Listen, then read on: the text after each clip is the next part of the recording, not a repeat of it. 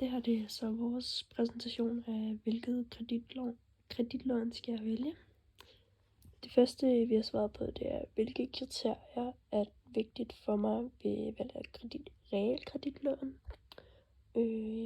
Der er nogle forskellige kriterier, man bør overveje, når man skal vælge realkreditlån. Først og fremmest bør man overveje rentesatsen og afdragsformen. Man skal overveje, om det skal være fast eller variabel rente. Den faste rente giver stabilitet, mens den variable kan være lavere i starten, men stige senere. Man skal også se på afdragsfrihed, for eksempel om muligheden for at undlade at betale på selve realkreditlånet i en periode. Og herefter så kan man så kigge på lånets løbetid, hvor en kortere løbetid kan betyde, at den månedlige ydelse er højere, men det er mindre samlet betaling.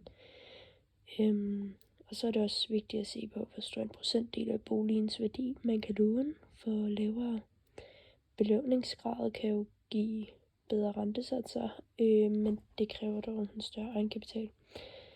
En vigtig overvejelse er også fleksibilitet for et lån.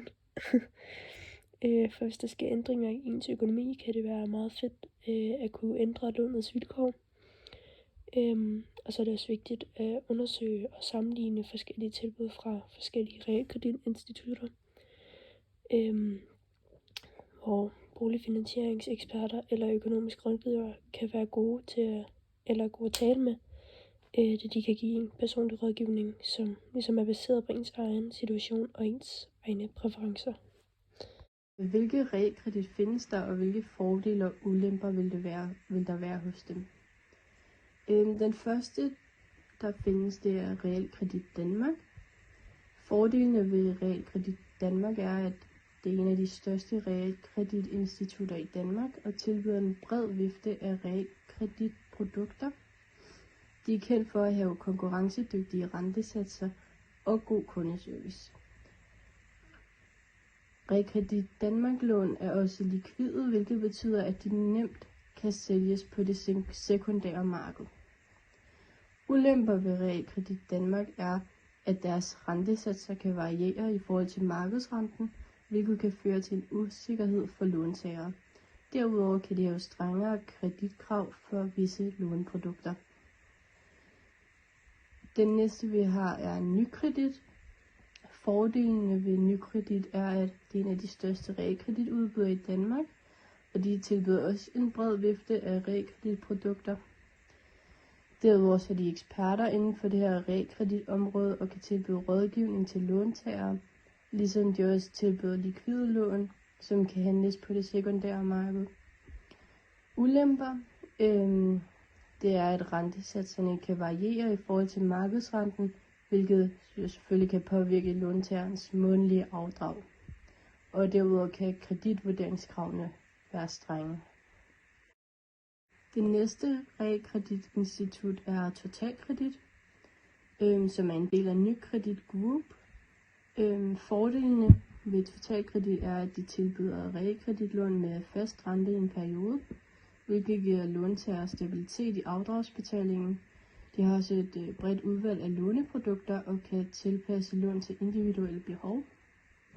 Ulemper ved Totalkredit er, at fastforrentede lån kan have højere rentesatser i begyndelsen, sammenlignet med variabelt forrentede lån. Derudover kan der være omkostninger forbundet med at omlægge lånene. Det næste realkreditinstitut er Jyske Realkredit. Fordelene ved Jyske Realkredit er, at de tilbyder konkurrencedygtige rentesatser. De har fleksible låneprodukter samt god rådgivning. Ulemper ved Jyske Realkredit er, at de har nogle stramme kreditvurderingskrav samt omkostninger og gebyrer.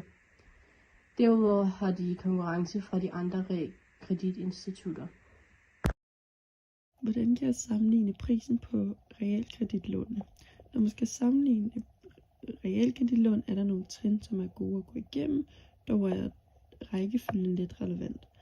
Det er godt at se på OOP'en. Den inkluderer alle omkostninger ved lånet, altså renter og gebyrer og eventuelt andre omkostninger. Jo lavere OOP'en er, desto billigere er lånet over tid. Derudover kan man sammenligne rentesatser for forskellige lån.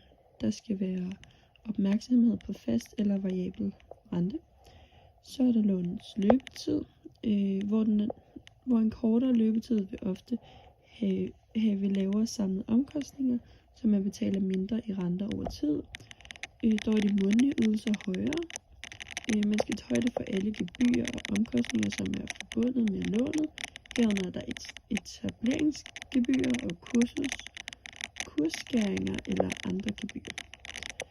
Derudover er det også vigtigt at overveje sikkerheder og risici. Man skal tænke over, hvordan lånet kan blive påvirket af ændringer på boligmarkedet eller ens egen økonomiske situation. Til sidst er det vigtigt at sammenligne forskellige realkreditinstitutter, så man kan se deres forskelle og ligheder, og så se, hvilken man selv ønsker at være kunde hos.